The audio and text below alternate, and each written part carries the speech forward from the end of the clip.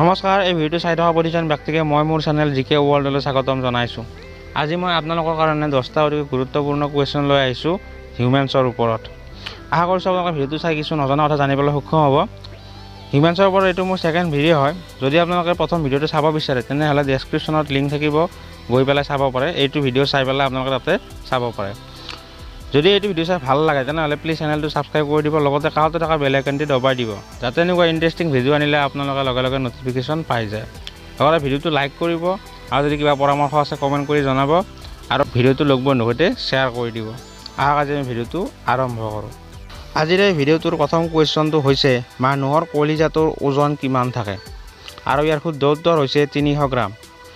মানুহৰ কলিজাটোৰ ওজন 300 গ্ৰাম থাকে। আহক এতিয়া আমি 2 নম্বৰ কুৱেশ্যনটো লৈ যাওঁ। 2 নম্বৰ কুৱেশ্যনটো হ'ল এজন মানুহৰ ছালৰ ৰঙৰ বাবে কোনটো কোষ দায়বদ্ধ। ইয়াৰ বাবে মই আপোনালোকক দুটা কথা ক'ব বিচাৰিম।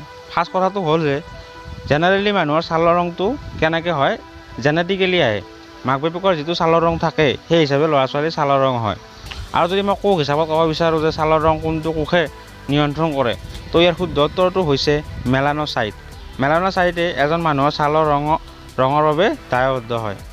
3 নম্বৰ কুৱেশ্যনটো হৈছে এজন মানুহৰ দেহত কামি হাড় কিমানডাল থাকে, আৰু ইয়াৰ শুদ্ধ উত্তৰটো হৈছে 24ডাল।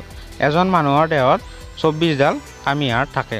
এতিয়া আমি 4 নম্বৰ কুৱেশ্যনটোলৈ যাওঁ। 4 নম্বৰ কুৱেশ্যনটো হৈছে এজন প্ৰাপ্তবয়স্ক মানুহৰ 24 ঘণ্টাত কিমান মূত্ৰ উৎপাদন হয়, আৰু ইয়াৰ শুদ্ধ উত্তৰ হৈছে 1.5 লিটাৰ।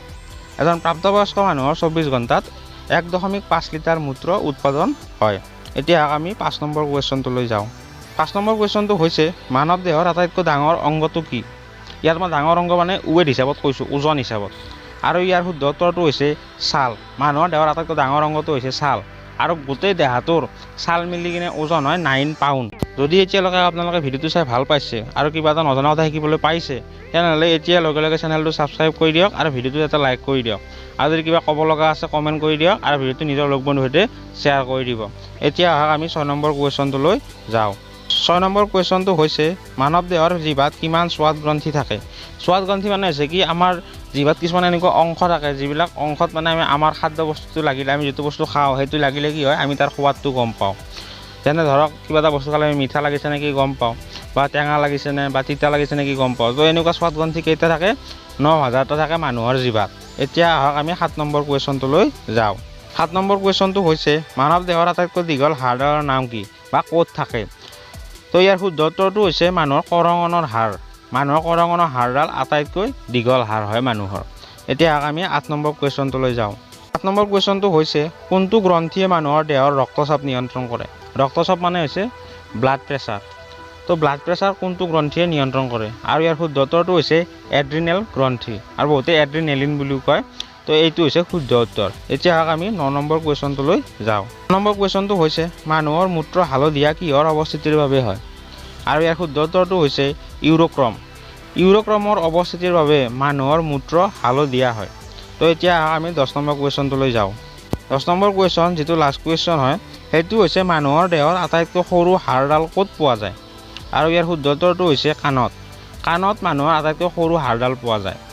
যদি ভিডিঅ'টো চাই ভাল পালে আৰু কিবা নজনা কথা শিকিব পাৰিলে তেনেহ'লে প্লিজ চেনেলটো ছাবস্ক্ৰাইব কৰি দিব, লগতে কাষতে থকা বেল আইকনটি দবাই দিব, কিয়নো মই ৰেগুলাৰলি এনেকুৱা কিছুমান ইণ্টাৰেষ্টিং কুৱেশ্যন আপোনালোকৰ লগত শ্বেয়াৰ কৰি থাকোঁ।